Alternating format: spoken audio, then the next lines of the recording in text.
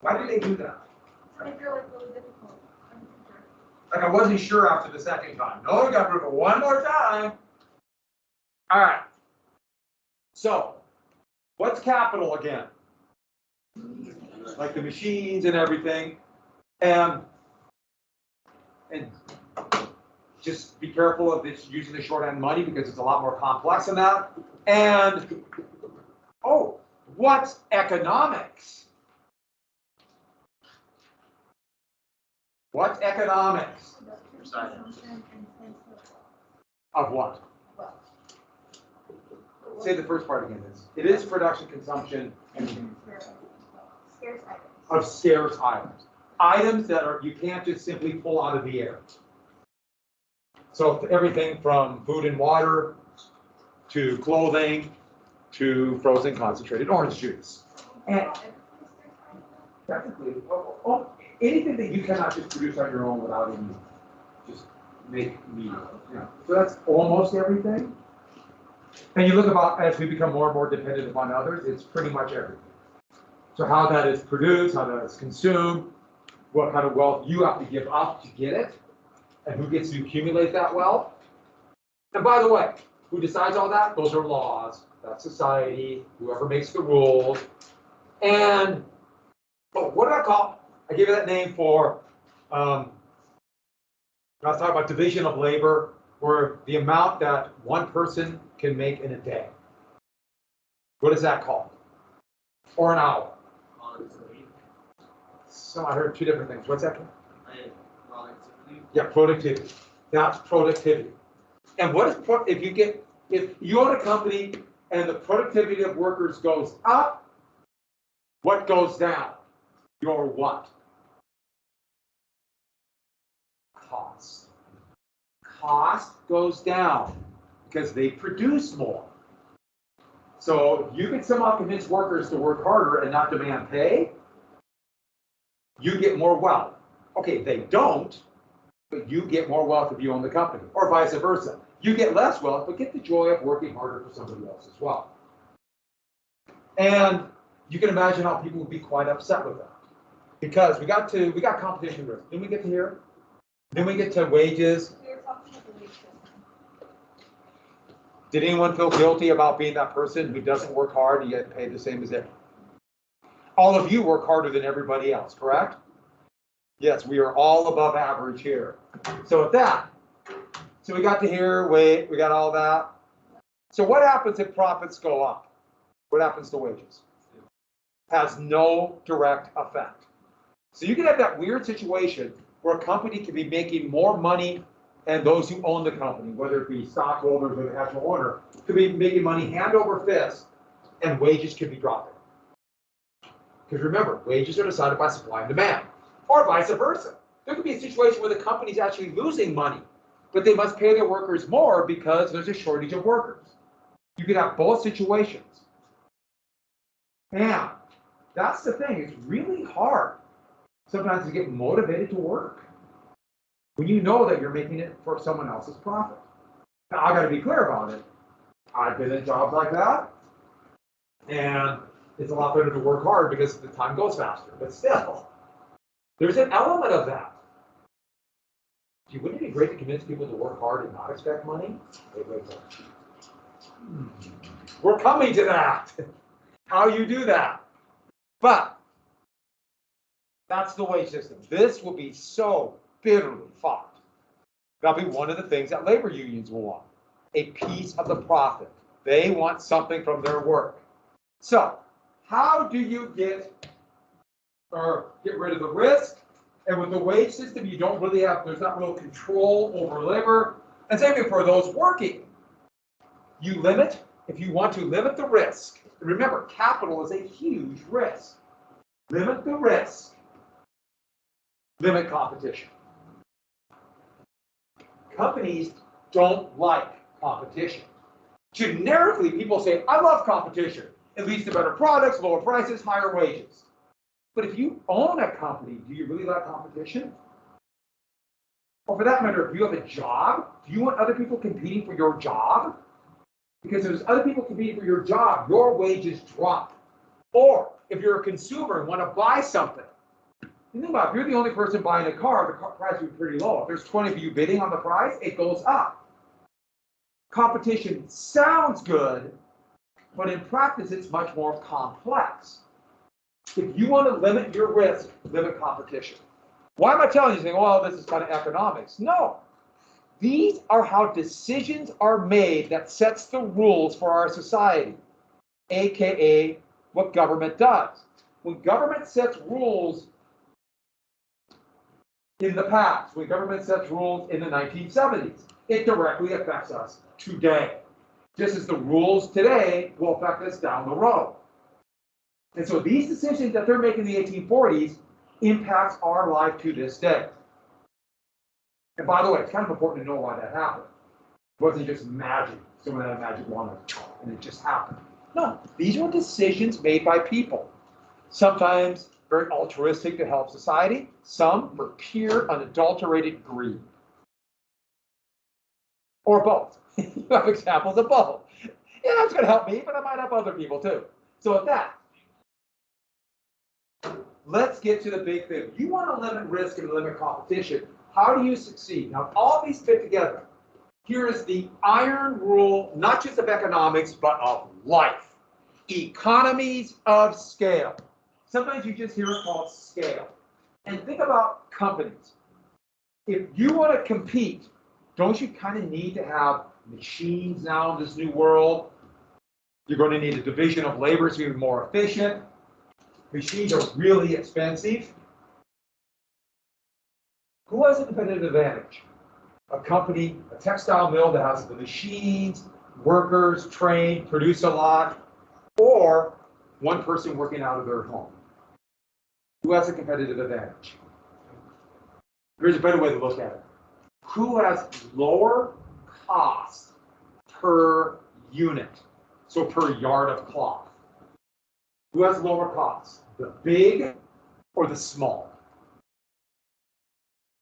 Big has significantly lower costs. Big, you can produce more, you have more division of labor, you get more productivity because you have more machines. Big, by definition, all things being equal, big has a competitive advantage. And that's called scale. The bigger you are, there are reasons why companies hire workers. Not because they want to give people a job to try to help them survive and feed their family. No, they hire workers because to get bigger, they get a competitive advantage. People do not hire workers, at least private individuals do not hire workers because they want to help them out.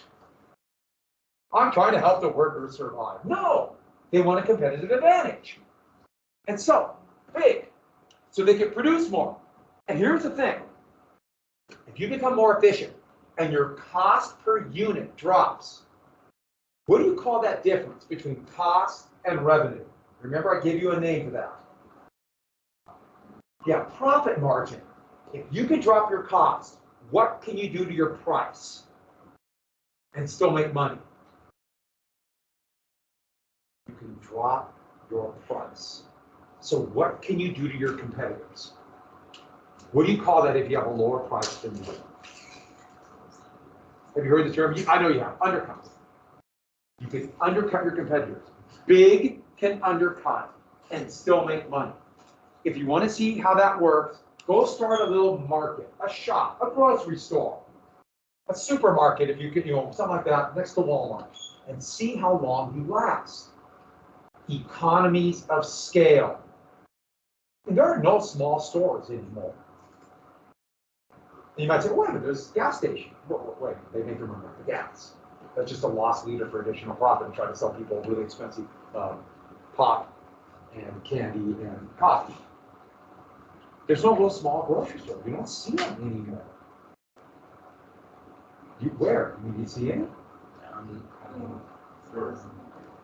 You're talking little towns, because that's all they got. Yeah, vans, and that's about it, isn't it? And that's kind of the niche. Because it's a little more expensive, and there's nothing else out there. But you think they have the same profit margin as Walmart? There used to be stores all over. So when I first moved in the area, in town, there used to be a place called the B&B Market, and it used to be just a regular grocery store. Now it's just basically a place where people buy cigarettes. I know. They don't exist anymore. You see all these weird buildings in residential areas? Those used to be corner markets. They're gone. Why? They couldn't compete. The Capital City Health Club, that used to be a grocery store. It's gone. We turned into this big health club. It used to be a grocery store. And there's others too.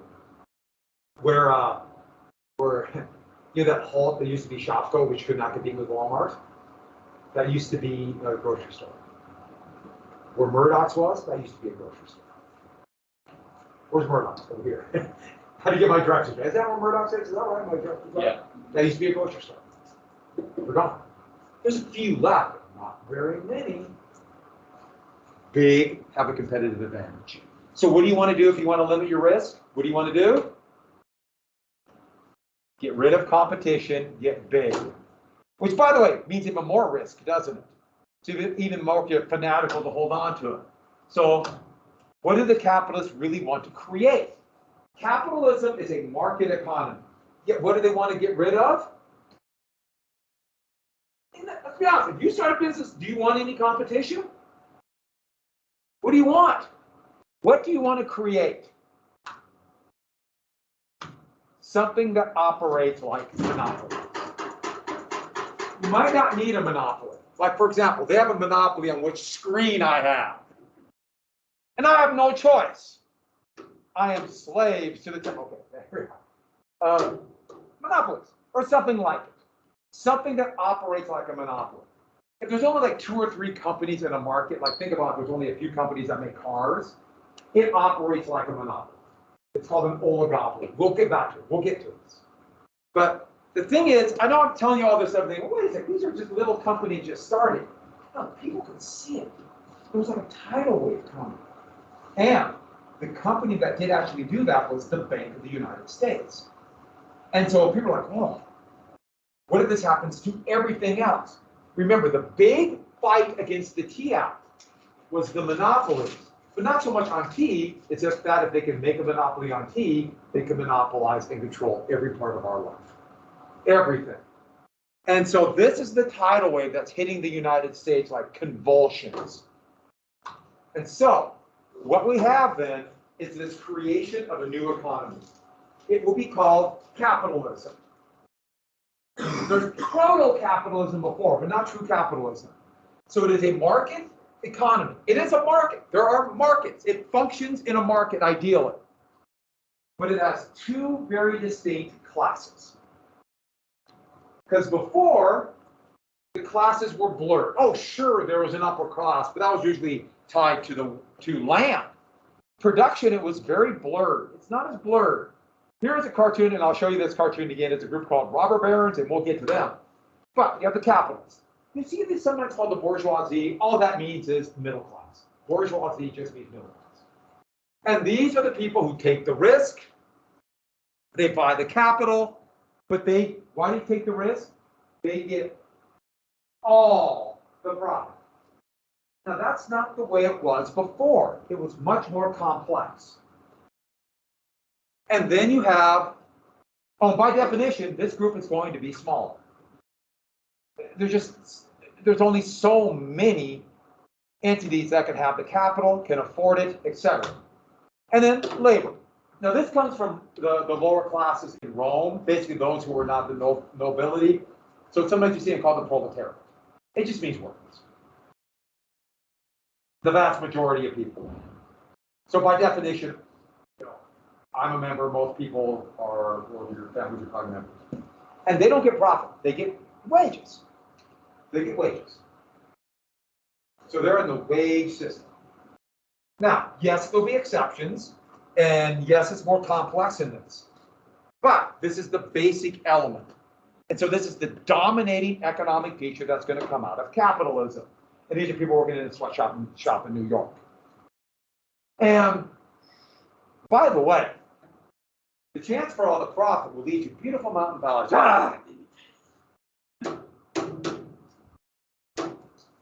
See, this will really encourage a lot of innovation and creativity. So, but also some serious inequality issues here. It's a really, like any other system, there's good and bad, it's complex. So, for workers, so one thing we have then, once you have this system, the market by definition promotes inequality. Different classes, a tiny group with more wealth, everybody else. Now, this is not necessarily bad. Those with more wealth could be used as an example, saying through hard work, creativity, lots of luck, you might get that class. So there's elements of, yeah, might be an incentive to work. It also could be an incentive to say that the system's rigged. It's complex, but inequality. By the way, I'm trying to give you different points of view because it's a really complex thing. And we could probably see elements of right now in our society today. And my guess is you probably could think of both. Yeah, they're probably both true. Which I kind of think they are. Yes, incentive to work hard. Wow, it's kind of real. So, but here's the thing. Capitalism has the effect of killing demand. What they would say in the 1880s is capitalism eats itself. How does it eat itself? Actually, the economic term for today is called secular stagnation. I just put that up there to show you how economists are crazy. I'm allowed to say that. My brother's an economist. And should I tell you my economic story real quick? So Harry Truman, president, and he would get after the post-war, all kinds of changes because we weren't making military weapons. Now we're trying to go back to the super goods, all these economic problems. And the field of economics was kind of brand new. And he had all these economists coming and telling him what to do, and they all said all these different things. And he was getting very frustrated. He finally said, would please somebody send me a one-armed economist? You wanna know why? He said, because they always do this. You should be doing this, this, and this, and this. But on the other hand, you should be doing this, this, this, and this. Don't trust economists. Okay. But what does it mean by killing demand? If you have a system that promotes inequality and the wealth focuses at the top, who buys your stuff? You catch what I mean there? Who buys your stuff? And eventually, if wages don't keep up with productivity, eventually people won't be able to afford this stuff. It'll become too expensive. Oh, sure, they might go into debt, but they get too expensive. By the way, that's what happened in 2008. Debt skyrocketed because people were buying the stuff they couldn't really afford. And when the whole thing crashed, people had to try to pay back their debt. If people are trying to pay back their debt, they're not buying cars. That's a cause of depression. And so wages don't keep up. And so it has this habit. There's such a big incentive to get big, but then it eats itself. Because you don't have capitalism anymore, you have monopolies. So that was one of the things. What do you do about this? Adam Smith had a solution. Remember, what was it called that said, hands off of government? See, that's laissez-faire. But that was the idealized situation, all things being equal. But Adam Smith knew about economies of scale. And he knew something and wrote about it. And this is the part that no one ever reads. Who benefits from laissez-faire? If you have no control over competition, who benefits? What kind of companies benefit?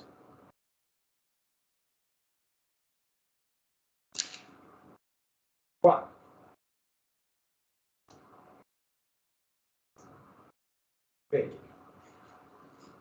Big benefits if you let them compete any way possible. Because what does big do? Big will use their efficiencies to undercut other competitors. They will use them. Now, efficiencies could be good, but at the same time, that could drive businesses out, and that also lowers wages. Smith said, I don't know what says because he's dead now, so I should have put said. Smith said in Wealth of Nations, government has a role, anti-monopoly. If they break up monopolies, Therefore, there'll be competition. So that's what Adam Smith said.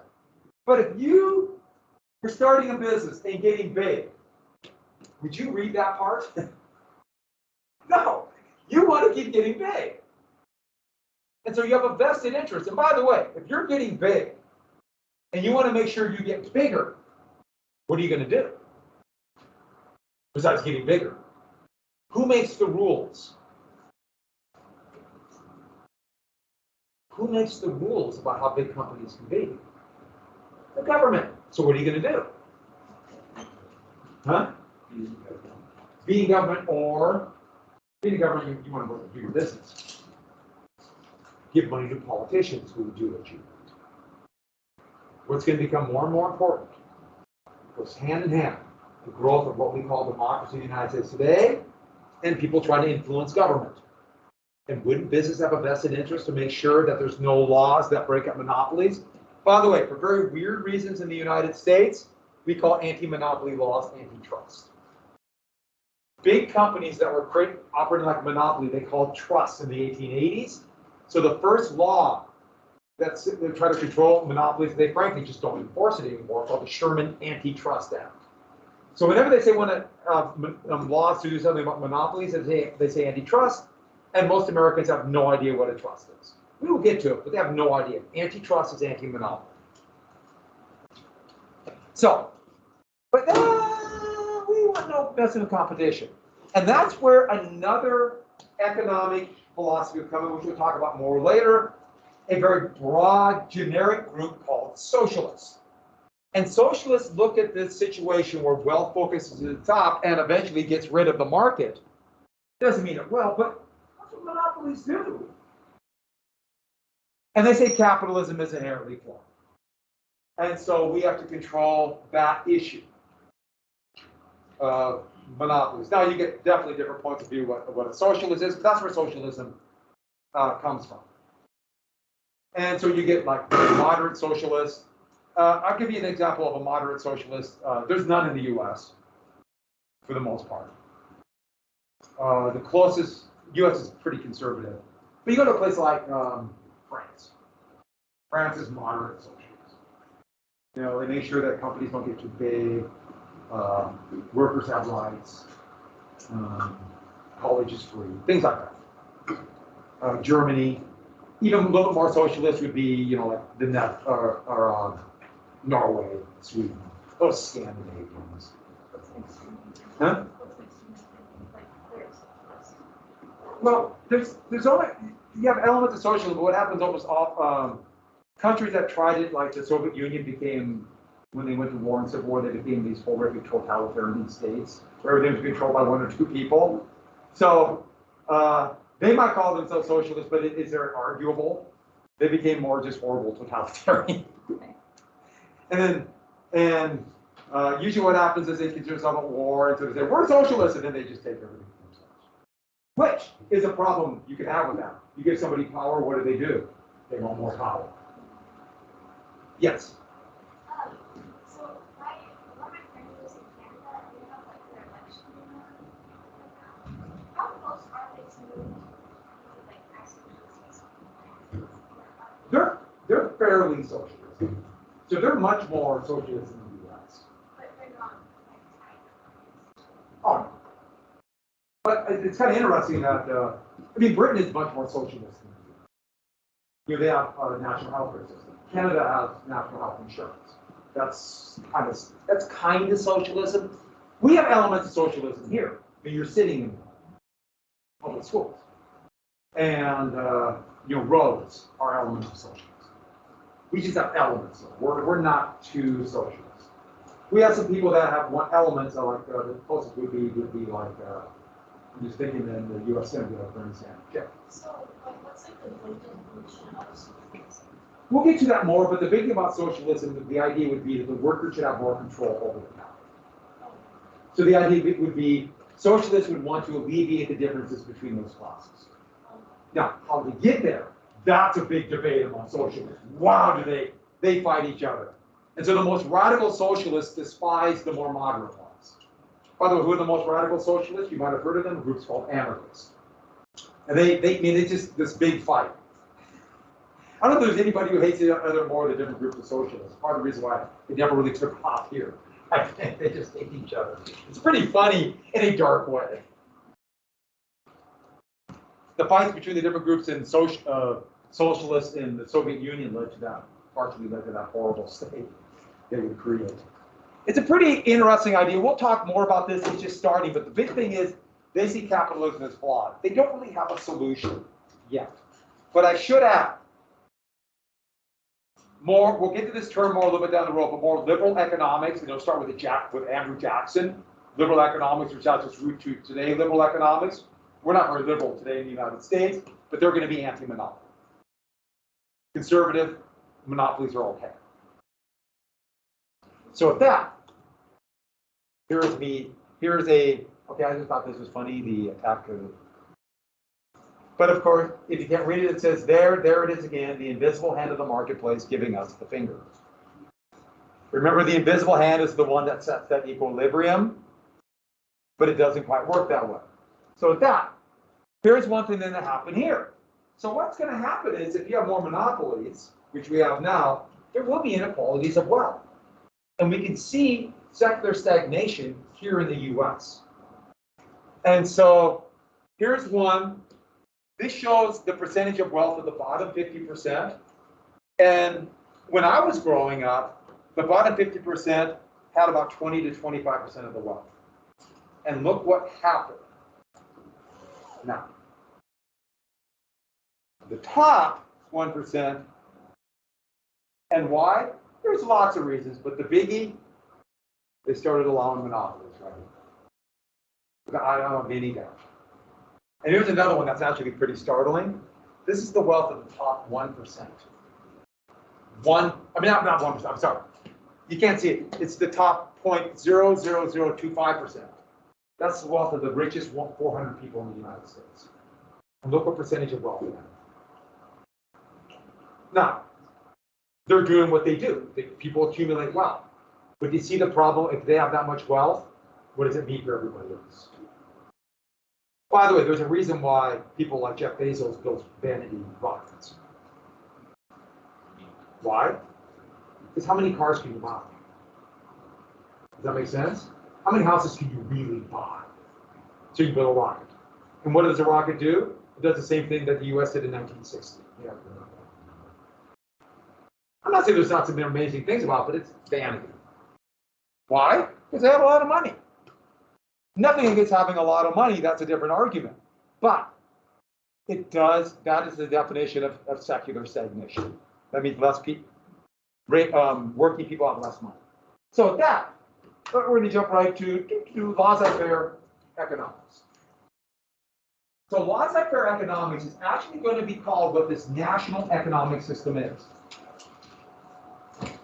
By the way, when I call conservative and liberal economics, don't read too much about cultural issues because that's not even what I'm talking about. And also, what it really means is, what are you favoring? Which group of people are you favoring? Those with a lot and those without, big or little. But back to this. Laissez-faire economics is its roots in Hamilton. And basically what it said is, hands off of competition.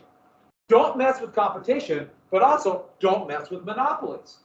Companies said we should have the ability to get big, especially with something like railroads, which have natural monopolies anyways. And so because of this, by definition, laissez-faire and economies of scale, this will favor big. And so if nobody messes with competition, this will directly help big. Now, you can make the argument that that's more efficient, especially with things like power companies. It wouldn't be very efficient if we had 10 different power companies getting power to Helena and all of them with their own power lines. There's some inefficiency issues, but at the same time, if you have one place to buy goods and get a job, it can cause real problem for workers. And massive government aid for business. Now, once again, this is not necessarily bad, this is not necessarily good. But the aid for business and to the wealthy will be in such things as, remember internal improvements? building roads, but the biggie, building railroads. You are sitting on land that was given to the Northern Pacific Railroad, given to them, not to build the railroad. They were given this land claim so they could sell it and pocket the money, supposedly to build railroads. They actually enriched themselves, and the railroad would go bankrupt pretty quick after it was built. Northern Pacific, the railroad that's just right over here, that was originally the Northern Pacific. And they were given about, the Northern Pacific Railroad was given about a seventh of all the land in Montana. Just here's this land. Do with it as you please. That's big A. And another thing, the tax system, working people were taxed at a higher rate. So that helped the wealthy. The idea is they get more money, they'd invest in business or buy gold gilded toilet seat. Yes. You just described, so it's very simple. What is a very simple definition of government aid? Like I still don't quite have my Government aid would be either direct financial resources, money given to companies, or monopolies given to companies, or contracts given to companies. So direct aid. Does that make a little more sense? Or like tax breaks given to certain companies. And it could also be indirect, like don't mess with competition, or don't enforce regulation. Is this for both state and national? Yes. No, this doesn't make it bad. This doesn't make it good, but it exists.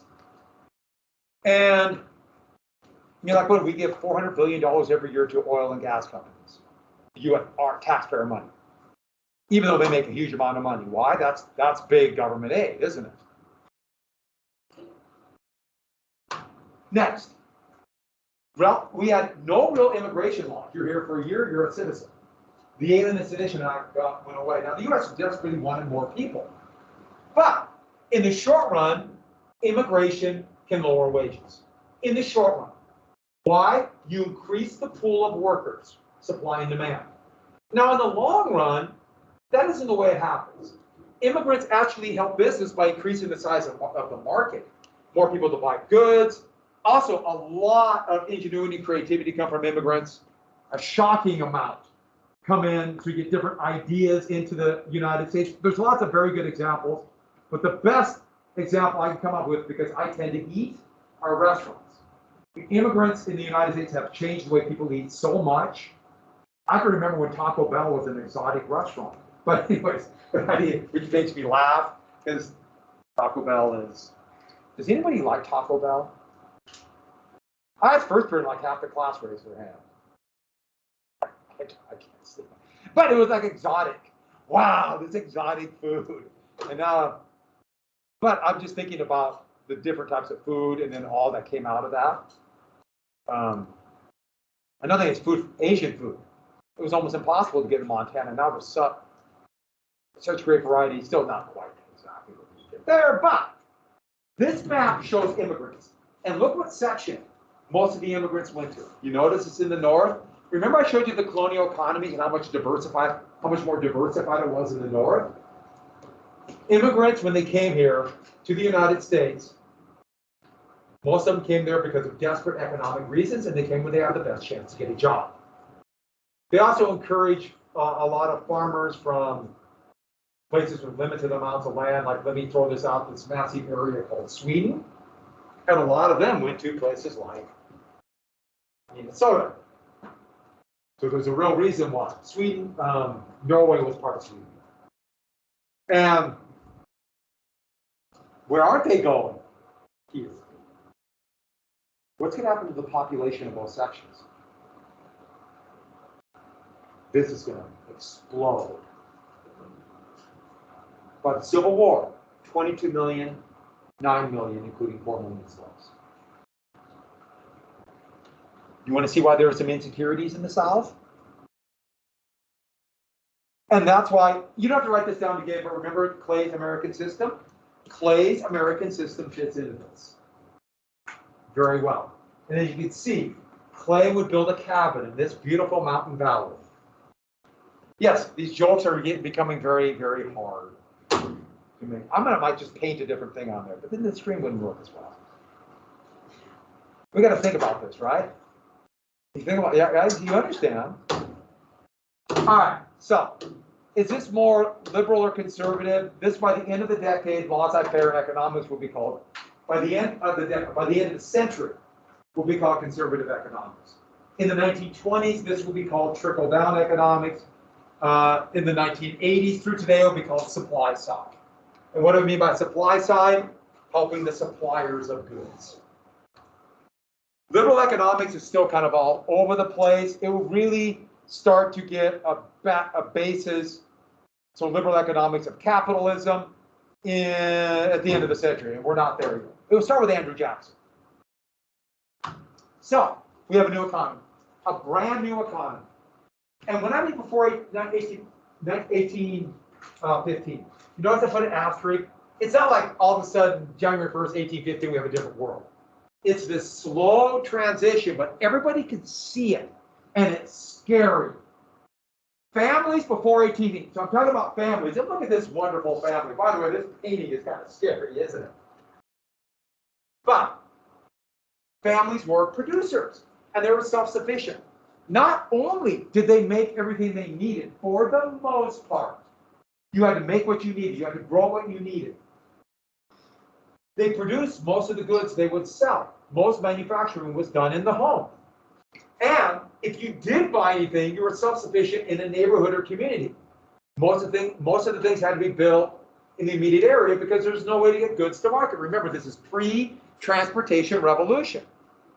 Unless you can somehow make it to the city where there's a harbor, but then it's really expensive. Also, all production was done. Production of manufactured goods. They called it the putting out system. And this kind of weird name, what it meant is merchants would put out orders to individual families. Put out orders. And then they would make it in their homes, and then the merchant would get it and sell it. Now, everybody write this down. Cottage industry. You'll see this called cottage industry in textbooks. And so I want to add that, so in case you see cottage industry. But back then, they didn't call it that. They called it the putting out system. And so, see this? You have the whole family working. They get an order for shirts or whatever it might be, but they're sewing, and they would all work together. By the way, this is also to show that you don't care about the house because you're working. Well, look at these poor eyes. I'm trying to make this is pretty tough work, but then again, there's some advantages to this.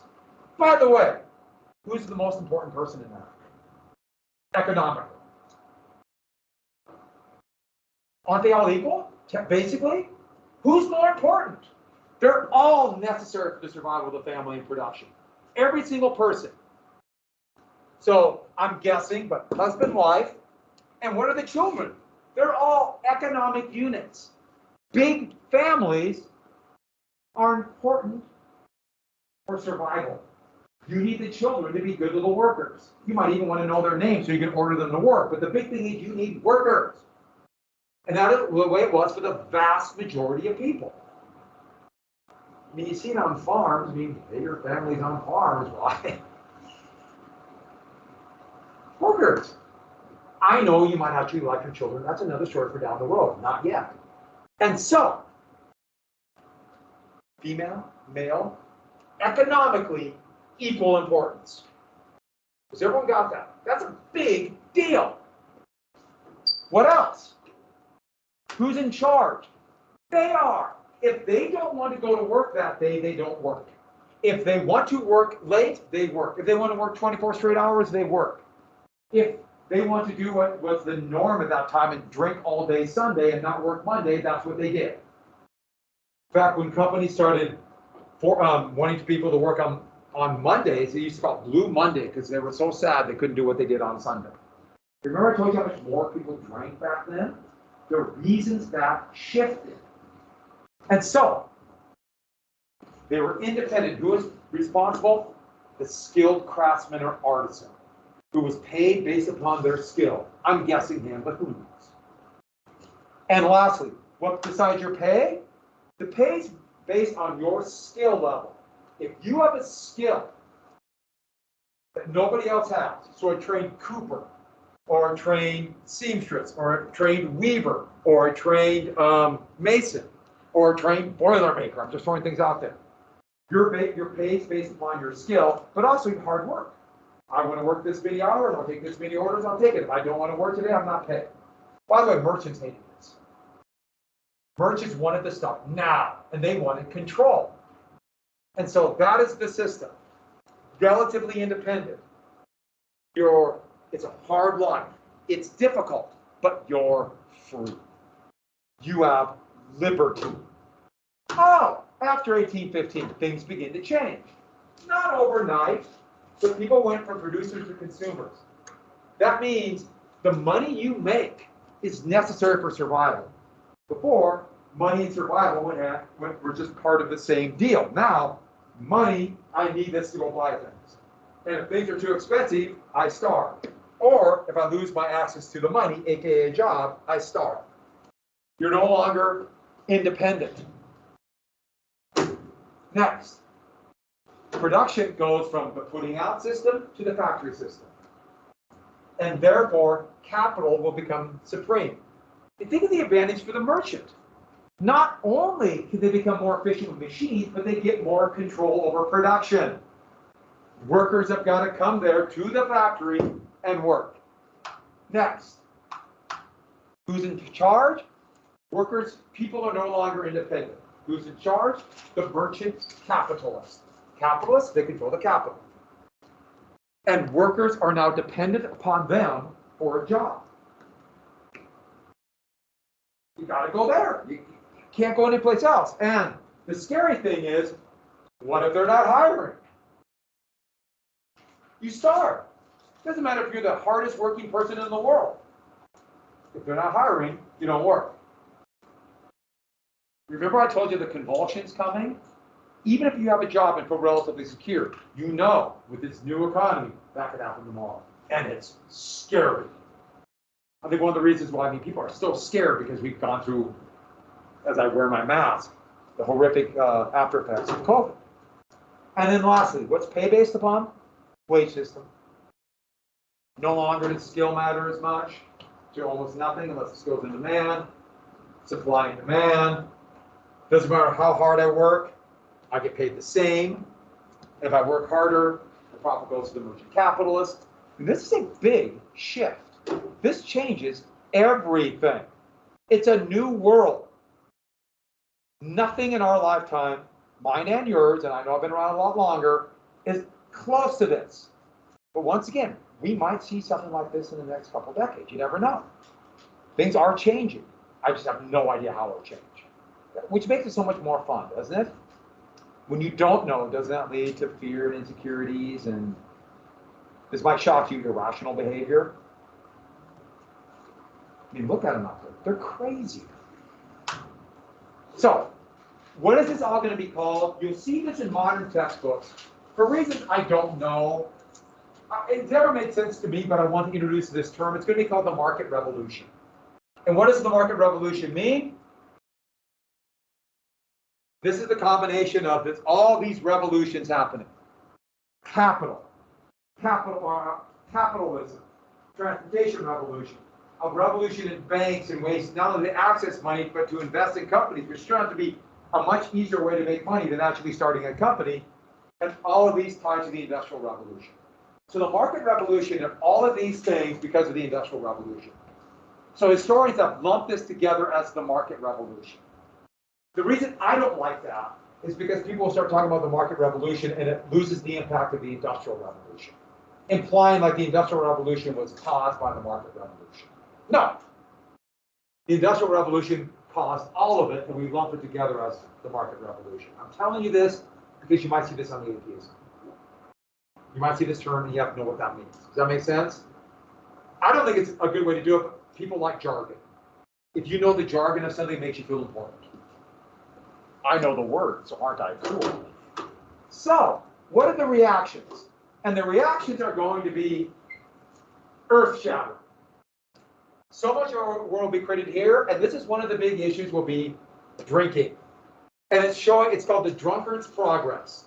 And here is a young man drinking, having fun, get into a fight, drunk but feeling on top of the world, and then the decline.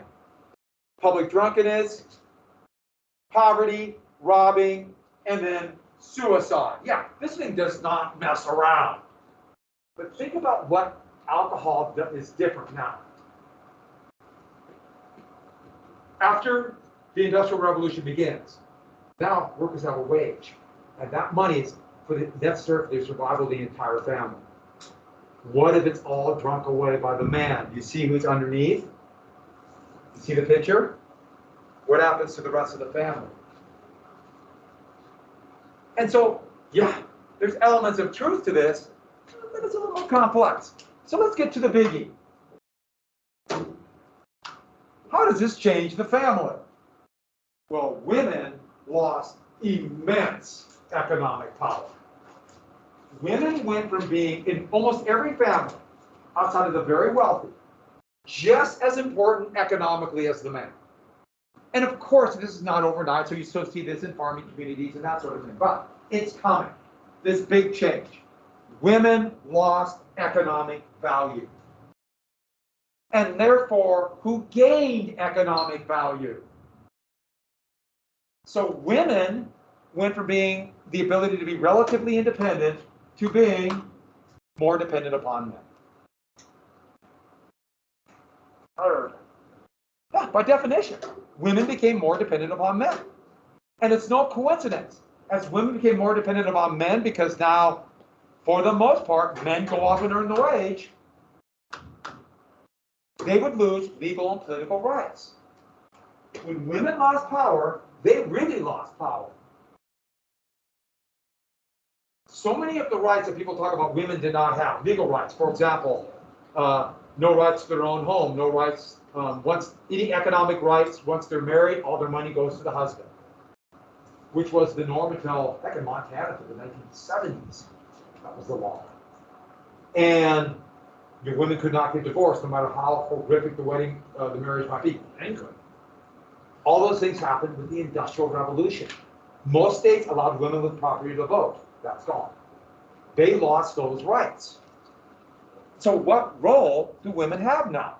Because this might shock you. They knew it was happening, and they didn't like it.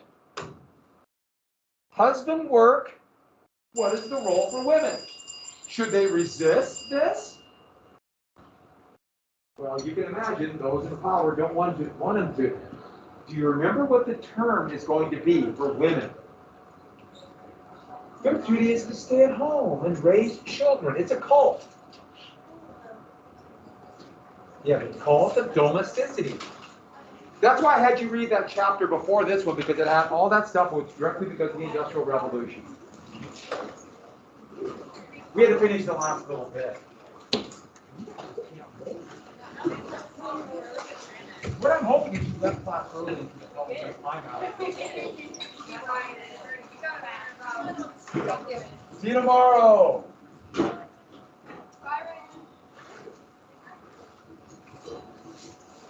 You be gone tomorrow? Oh, that's what it is. Yeah, okay. Good to see you.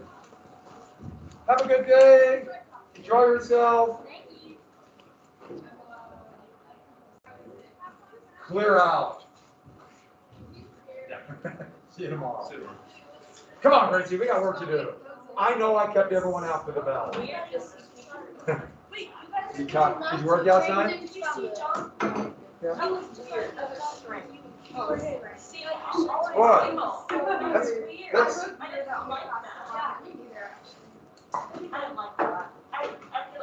you're insulting one of us.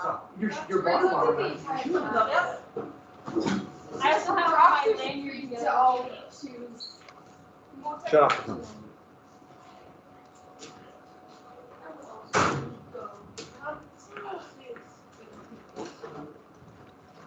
Oh. The garbanzo. I did. I thought that was actually like a really cute story. It was cute. I did love that. Did we get it here? We got right here, right? Yeah. I mean, maybe a little. I think we were around here, yeah. We went to like the free market. got to pre-capitalism. Oh, no, we did get there. That's where we stopped. Perfect. Oh, yes, yes. Hey, where's, oh, I shut the film off. Everyone say goodbye. Bye, We're no longer recording.